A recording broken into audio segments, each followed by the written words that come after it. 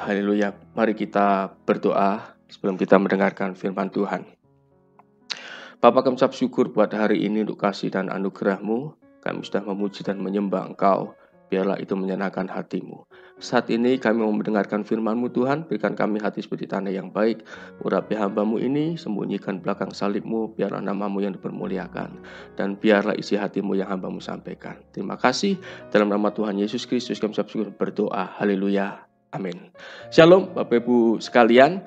Apakah suara saya jelas? Kalau jelas, acungkan jempolnya, suara jelas. Haleluya, puji Tuhan. Baik, terima kasih. Tadi lagu pujian yang kita nyanyikan yang terakhir adalah menyenangkanmu, itulah kerinduanku. Nah, itu bagus sekali.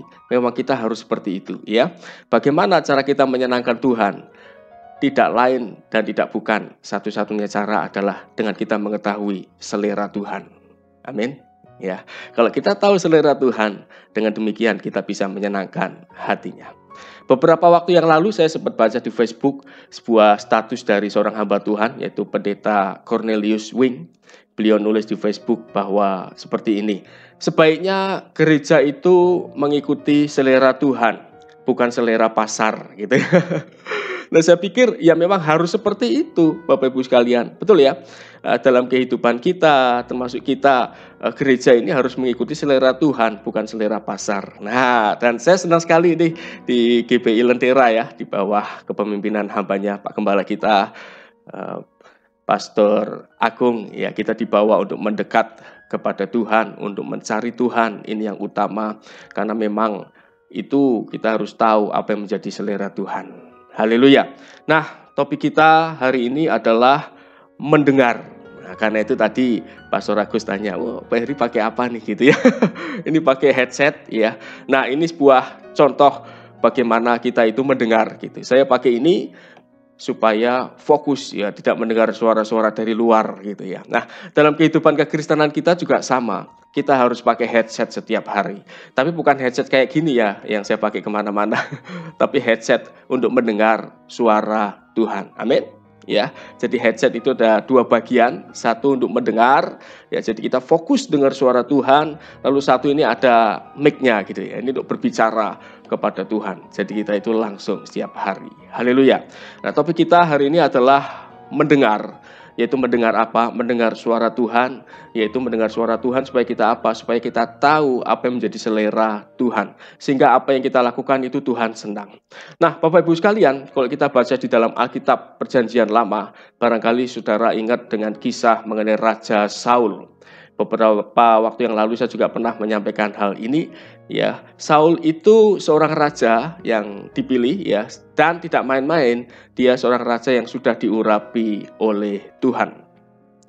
Tetapi saudara semua, pengurapan itu tidak cukup kalau tidak dibarengi dengan ketaatan. Jadi kalau kita sudah dipakai Tuhan, sudah diurapi Tuhan, tidak cukup sampai di situ, dan jangan berbangga sampai di situ. Karena pengurapan tanpa ketaatan akhirnya adalah penolakan. Maaf, saya harus ngomong apa adanya. Ya, karena ini adalah GBI Lentera. Ya, jadi kuping siap-siap panas ini ya. Pengurapan tanpa ketaatan adalah penolakan. Nah, kalau kita baca di Alkitab Perjanjian Lama itu setidaknya berbicara mengenai Saul ya.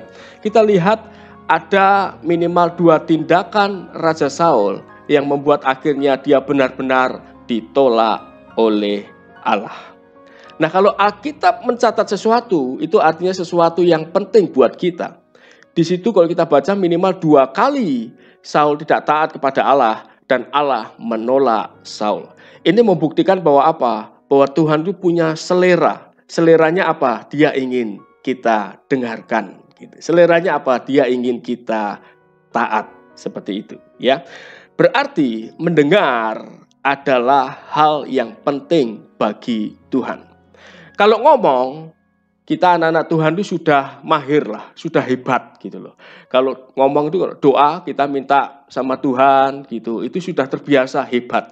Bahkan kita mengklaim janji-janjinya itu sudah hebat, luar biasa. Tuhan Yesus, dalam nama Tuhan Yesus, saya klaim janjimu yang luar biasa. Berkat-Mu turun atas kami, berkat Abraham turun atas kami. Sehat oleh bulu-bulu kami, sembuh, tidak sakit, cuma dilindungi. Kita sudah biasa, kita sudah mahir untuk itu.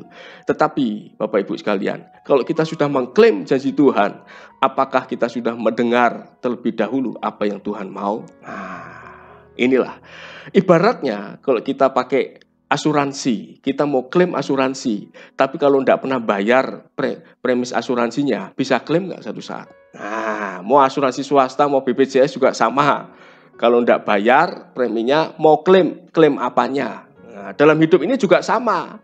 Betul nggak? Betul, Yesus sudah mati buat kita. Berkat Abraham itu ada atas kita. Galatia 3:29 ya, dan lain-lain sebagainya. Tapi pertanyaannya, kita sudah bayar preminya belum? Ingat, Yesus sudah bayar semuanya lunas, tapi ada bagiannya kita, yaitu apa? Mendengar. Yuk kita baca sama-sama di dalam 1 Samuel 10 ayat 8. Nanti kita akan baca di dalam 1 Samuel 13 sebenarnya. Topiknya adalah ketidaktaatan Saul. Tapi kita mulai dari 1 Samuel 10 ayat 8. Nah, ini mulainya. Saya akan bacakan buat Bapak Ibu semuanya. Engkau harus pergi ke Gilgal mendahului aku. Ini firman Tuhan kepada Saul yang disampaikan oleh Samuel. Dan camkanlah, aku akan datang kepadamu untuk mempersembahkan korban bakaran dan korban keselamatan, kata Samuel. Engkau harus menunggu 7 hari lamanya sampai aku datang kepadamu. Berapa hari? 7 hari lamanya. Dan memberitahukan kepadamu apa yang harus kau lakukan. Ya, Tuhan bilang melalui Samuel, tugas Saul adalah apa? Menunggu sampai Samuel datang. Menunggu berapa lama? 7 hari. Nanti Samuel akan mempersembahkan korban bakaran dan keselamatan. Dan bukan hanya itu, Samuel ingin memberitahukan apa firman Tuhan kepada Saul di dalam bertindak. Ya, tetapi kita lihat, mari kita lihat selanjutnya di dalam 1 Samuel 13. Yuk kita buka sama-sama 1 Samuel 13. Nah, judulnya ini jelas. Ketidaktaatan Saul waktu orang Filistin datang menyerang. Nah, singkat cerita, orang Filistin waktu itu datang menyerang, lalu bangsa Israel ini mulai keder, mulai takut, dan mereka mulai kabur gitu ya. Bahkan ada yang kabur menyeberangi sungai. Bayangkan betapa takutnya ya.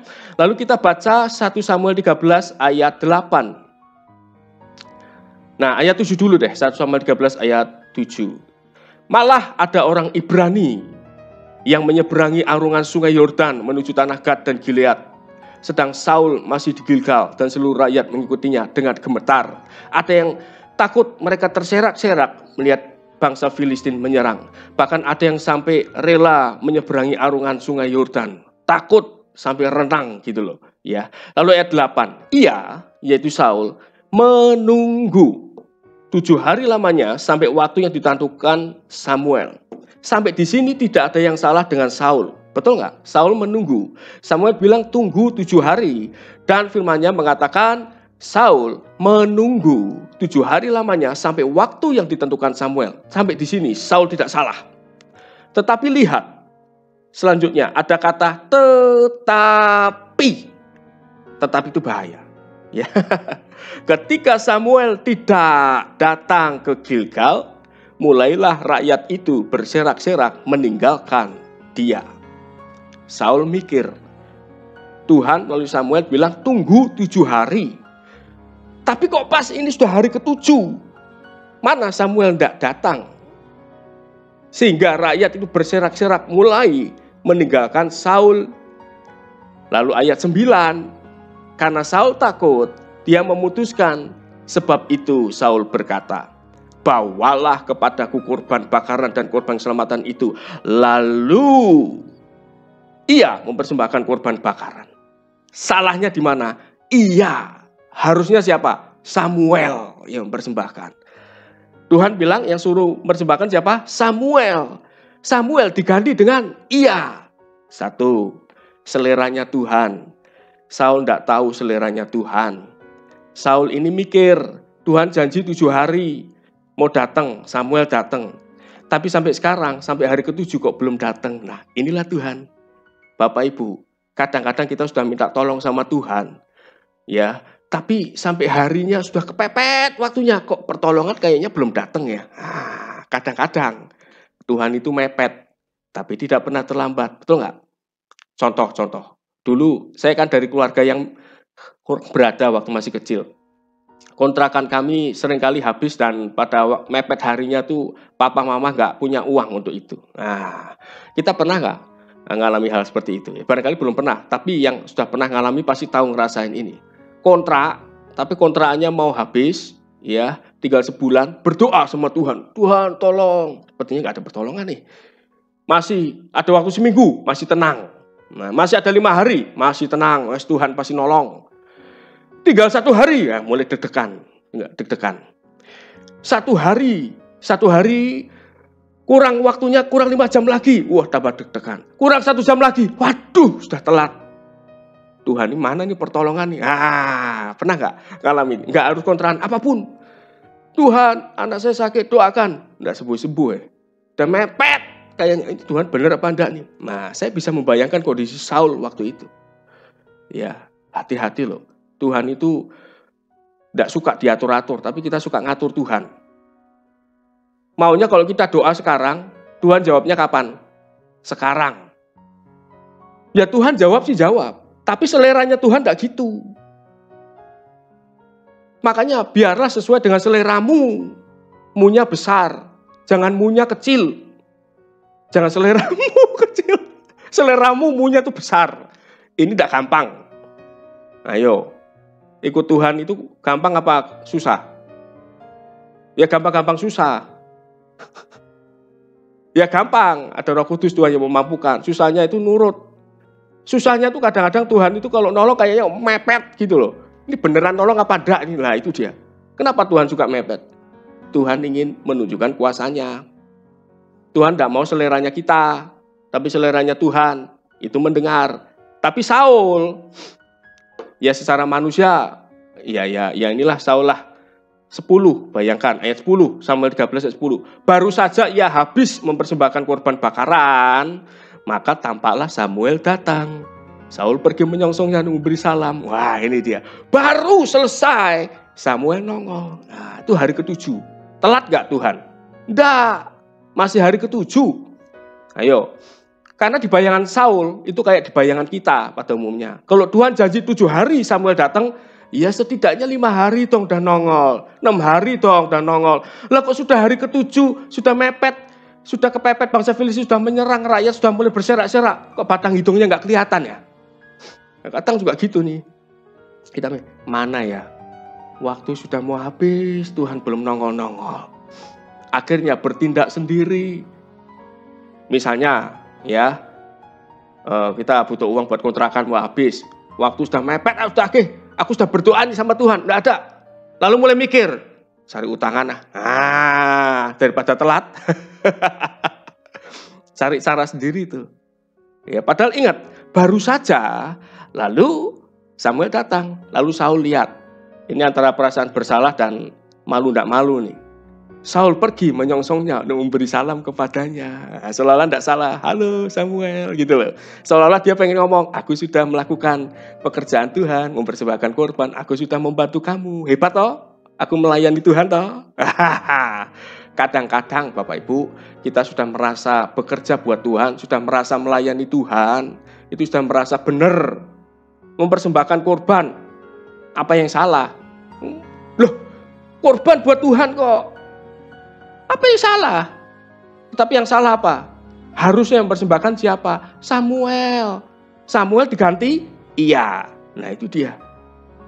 Berapa banyak sebagai anak-anak Tuhan. Nah itu kalau dulu ya, sebelum pandemi, kalau melayani itu biasanya, tapi tidak ada di lentera. Pas awal-awal baru ditunjuk bertugas, entah WL, PPW, entah Ason, entah apa, itu doa dulu, doanya kenceng, aduh Tuhan, tolong aku, mampukan aku ya Tuhan, aduh deg-degan. Tapi kalau sudah merasa biasa, gampang, tidak usah doa, udah bisa. Nah, ingat Pastor Agung, gembala kita sering mengingatkan, kalau kita bicara PPW misalnya, pujian penyembahan itu bukan sekedar kemampuan kita aja nyanyi. Khotbah juga sama, bukan sekedar kemampuan ngomong. Asyar juga sama, bukan sekedar kemampuan nyalami, no. Tetapi apakah ada perkenanan Tuhan di situ? Nah, selera Tuhan tuh gini loh, harus detail waktunya. Yuk, ayat 11. Tapi kata Samuel, apa yang telah kau perbuat? Jawab Saul. Ini dia. Karena aku melihat rakyat itu berserak-serak meninggalkan aku. Dan engkau tidak datang pada waktu yang telah ditentukan. Nah, nyalahin nggak?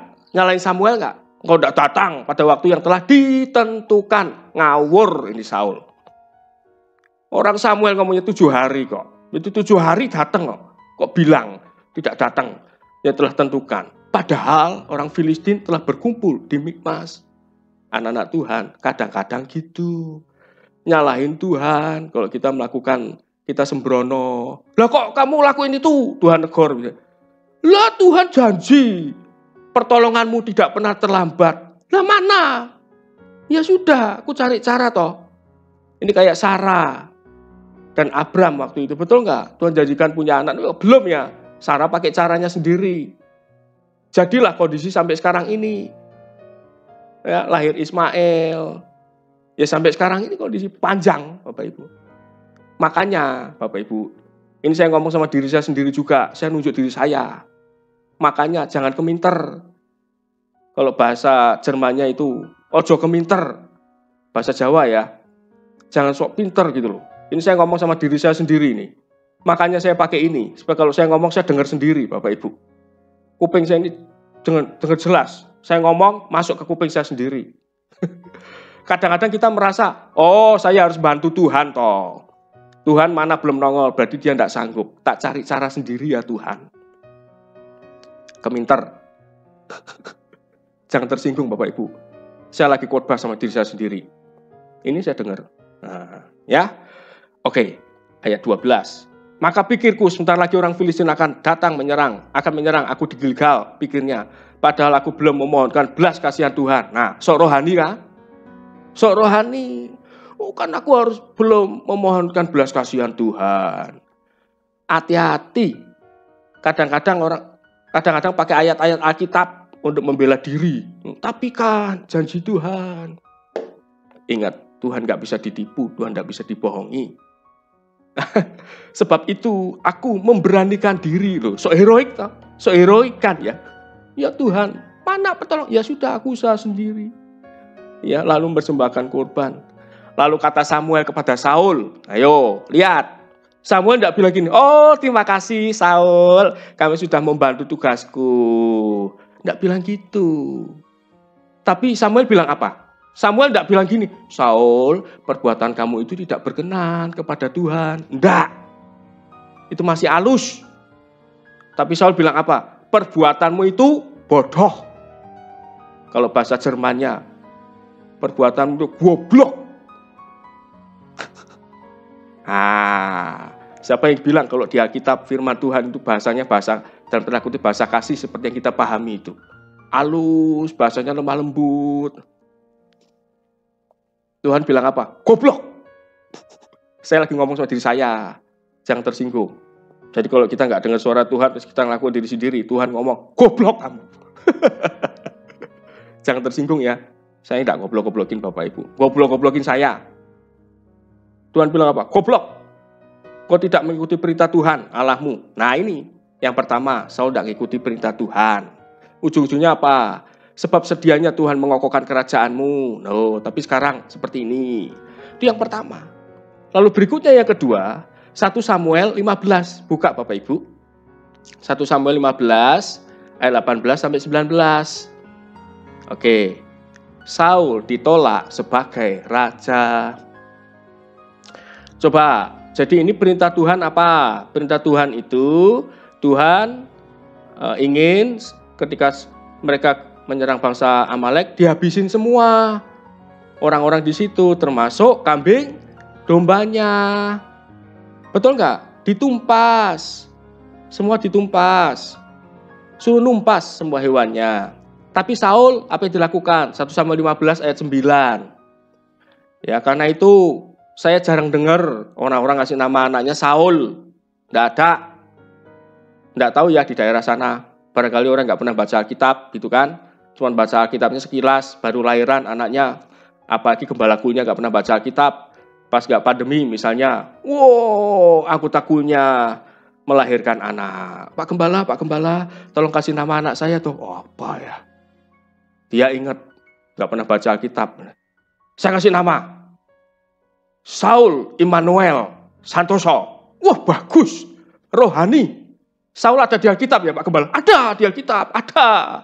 Oke, jadilah masuk ke catatan sipil nama anaknya Saul Immanuel Santoso. Immanuelnya bagus, Santosonya bagus. Tapi depannya Saul. Kasihan anaknya, pas anaknya besar, bergabung di GBI Lentera, lalu belajar sama-sama. Pastor Junaidi lagi ngajar, Saul ditolak. Hah? Saul ditolak. Perasaan dulu kemana ini? Gembala kulnya mana nih? Dia ngomong sama bapak ibunya, Pak, Bu, gembala kulnya siapa ini? Pastor Heri. Dia kasih nama saya siapa? Saul. Usut punya usut, saya tidak pernah baca Alkitab. Bercanda ya. Nah, Bapak Ibu, kita harus ngerti baca Alkitab. Makanya gembala kul baca Alkitab yang kuat. Jika suatu saat kalau diundang, kalau apalagi nggak pandemi, anggota kulnya ngasih, Pak, tolong kasih nama dong Pak. Jangan bilang Saul. Wah, ngawur gitu. Oke, lihat ayat 9. Tapi Saul dan rakyat itu menyelamatkan Agab. Diselamatkan nih.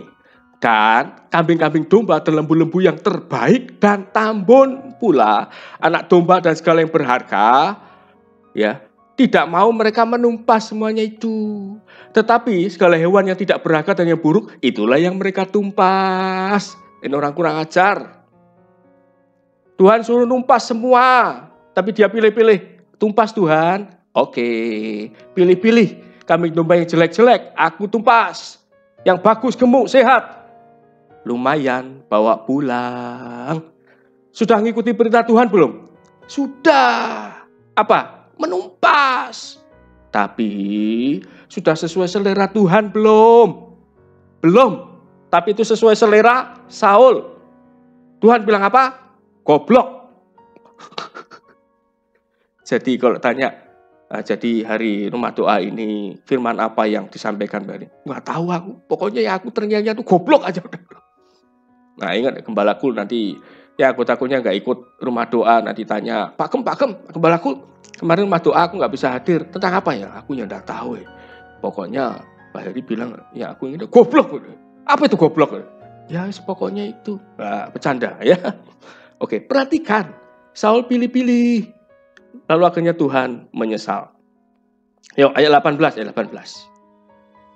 Ayat 18 sama mana? Tuhan telah menyuruh engkau pergi dengan pesan, pergilah, tumpaslah orang-orang berdosa itu, yakni orang Amalek, berperanglah melawan mereka sampai engkau membinasakan mereka. Amalek itu kalau secara rohani itu lambang dosa, lambang yang Tuhan tidak suka. Tuhan bilang apa? Tumpas.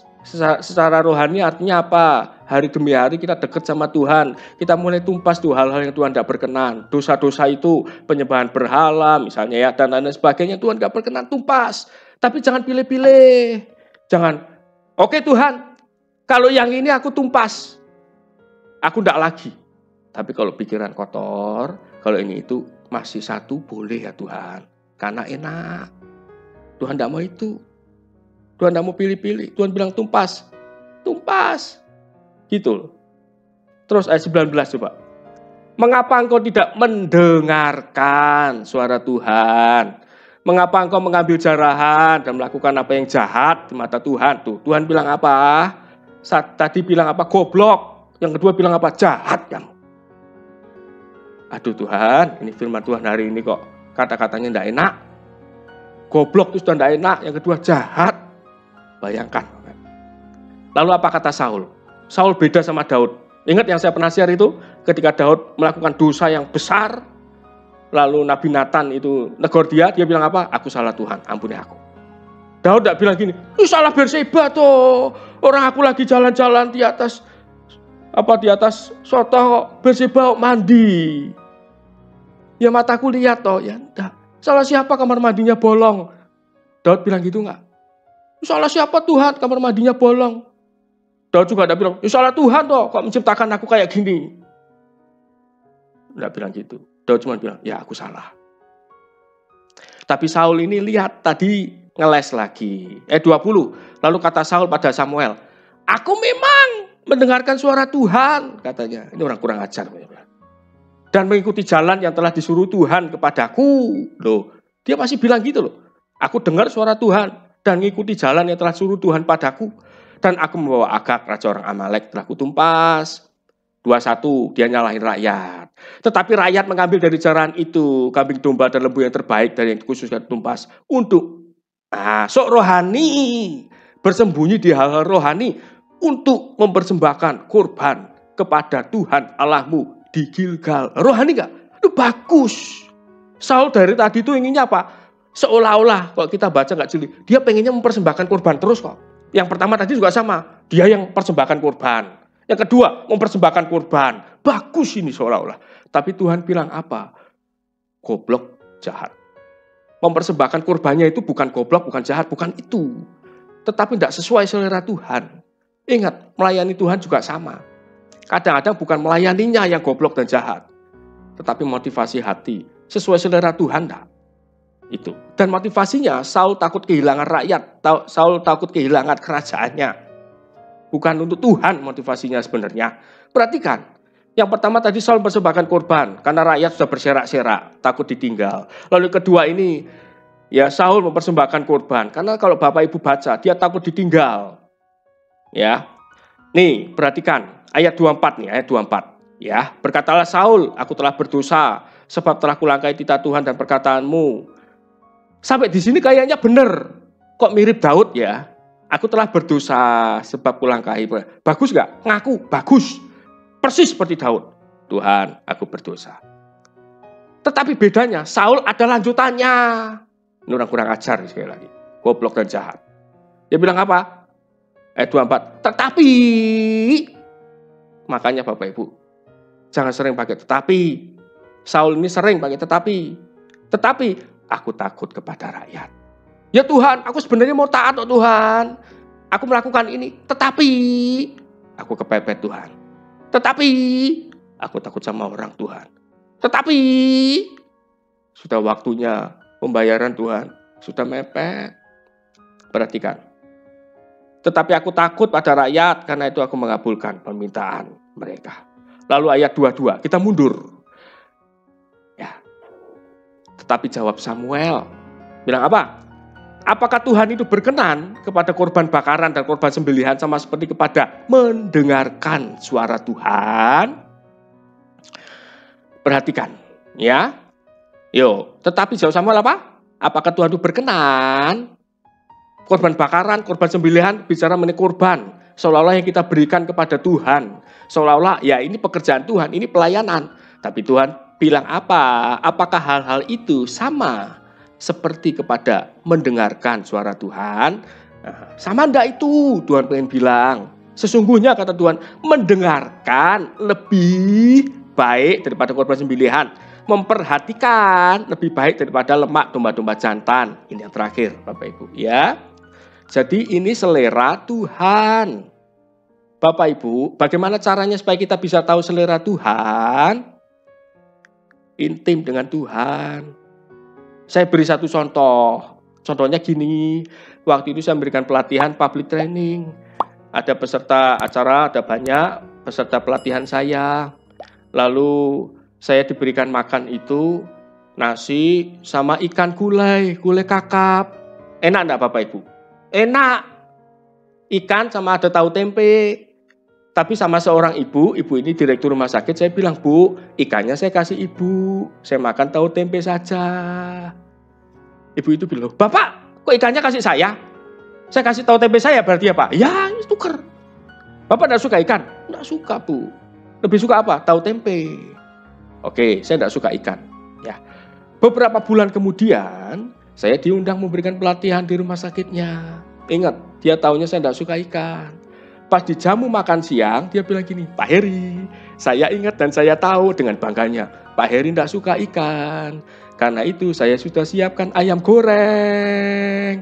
Saya pikir, waduh, Bu, ayam goreng saya suka, enggak suka. Karena saya enggak suka makan daging. Oh, salah ya Pak? Salah. Tujuannya baik. Tapi saya enggak suka. Orang-orang pintar dimanapun, pilih ikan atau tahu tempe Bapak Ibu. Pilih ikan, itu orang pada umumnya. Tapi saya ini luar biasa. Kalau nanti kapan-kapan main ke rumah Pastor Agus, ke rumah teman-teman, saya datang, suguhannya cuma ada 2, ikan atau babi guling, atau apapun ayam goreng, dan ada tahu tempe, tolong kasih saya tahu tempe. Saya tidak makan itu semua, tidak suka. Gambarannya apa? Ini selera. Dia pukul rata. Kita tidak boleh pukul rata semua orang. Oh, ikan enak, semua orang suka, berarti dia suka. Nah, Tuhan itu punya selera. Yang tahu persis siapa? Istri saya. Dia tidak pernah. Jadi kalau masak itu 2 macam. 1 ikan, daging ini. 1 tahu tempe sayur. Kalau orang lihat, kok pilih kasih, suaminya kasih tahu. Ya saya lebih suka itu. Itu selera. Istri saya lebih tahu dibanding ibu itu, direktur rumah sakit itu. Karena apa? Istri saya kumpul sama saya setiap hari. Dan ketika pertama kali nikah, dia tidak pernah mendata dulu. Ayo, kita mau nikah, saya data dulu. Kesukaan makanan kamu apa? Hobi kamu apa? Sukanya apa? Tidak sukanya apa? Kan tidak gitu. Bapak Ibu waktu pertama kali nikah, sebelum nikah emang didata. Ayo kita rapat pleno dulu. Tuliskan 10 kesukaan kamu dan 10 ketidaksukaan kamu. Saya apalkan, baru kita nikah. Lalu ketika di gereja, pendeta mulai mentahbiskan pernikahannya. Sebelum janji nikah, Bapak Ibu, tolong sebutkan masing-masing 15 kesukaan dan ketidaksukaan pasangan ibu. Ada nggak Kak? Nggak tahu, mungkin ada, tapi setahu saya enggak. Bagaimana taunya? Kumpul terus. Lama-lama tahu. Sama Tuhan juga sama, kumpul terus. Intim, dekat dengan Tuhan. Yang terakhir, kata mendengarkan di sini, bahasa Hebrew, bahasa Ibrani-nya adalah siomau. Nah, apa? Siomau. Kalau lupa, ingat siomai. Pokoknya apa tadi yang Pak Heri sampaikan? 3 kata. Goblok, jahat, dan siomai. Apa hubungannya goblok, jahat, dan siomai? Nah, makanya ikut rumdo. Bukan siomai, siomau. Artinya apa? Saya cari artinya ini. To hear with attention or interest. Understand. Jadi artinya apa? Mendengar dengan perhatian dan penuh kesungguhan, mengerti, engkau mendengar Tuhan. Ya, mendengar Tuhan itu tidak bisa, aku pengen dengar Tuhan, tiba-tiba. Tuhan maunya apa? Tidak ngerti, tidak bisa. Saya bilang tidak bisa. Kayak Pastor Junaidi, Pastor Agung, Pastor Agus itu kan peka, bisa dengar suara Tuhan.